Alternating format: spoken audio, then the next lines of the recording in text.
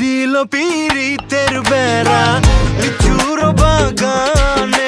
আরে তো ভাই লোক জাস্ট একটু আগে তাণ্ডবের লিচুরো বাগানে গানটা ড্রপ করা হয়েছে। কি সাক্ষ্য প্রমাণ আছে তোমার কাছে? এটা কি আইটেম সং, জানি না, রোমান্টিক সং?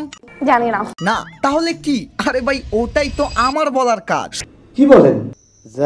তাই এই গানটা আসলে কেমন ছিল? Bro this is the amazing song. মানে এখানে সব দর্শকদেরই টার্গেট করা হয়েছে। এখন আপনি শহরে থাকুন বা গ্রামে, নো ডাউট এটা আপনার পছন্দ হবে, বিকজ গানের লিরিক্স এর এক একটা লাইন জাস্ট মাইন্ড ব্লোয়িং। আর যদি কথা বলি শাকিব খানকে নিয়ে, ভাই এই বান্দা কি না পারে। প্রতিনিয়ত আমি তার উপরে ক্রাশ খাচ্ছি। আই মিন অন্যরা যেখানে সাবিলা নূরকে দেখে পছন্দ করতেছে, তো ওখানে আমি মেগাস্টারের প্রেমে পড়ে যাচ্ছি। বান্দা যেভাবে এই গানটার মধ্যে নিজের পারফরমেন্স দেখিয়েছে, ওটা সত্যি প্রশংসা করার মতো। কারণ এখানে তার কিছু মজাদার ডান্স স্টেপও দেখা গিয়েছে, যেগুলো তিনি একদমই পারফেক্ট ভাবে প্লে করেছে। মানে এমনটা হয় না কখনো কোনো অ্যাক্টর শুধু একটা জোনারের মধ্যেই ঢুকতে পারে, কিন্তু মেগাস্টার আনপ্রেডিক্টেবল। শাকিব খানকে যা কিছু করতেই দেন না কেন, সে ইজিলি ওই পরিবেশের মধ্যে মিশে যাবে। দেখতেছি অনেকজনই আবার তাকে নিয়ে প্রশ্ন তুলতেছে যে এই গানটাতে ঠিক সাবিলা নূরকে মানায়নি। ওয়েল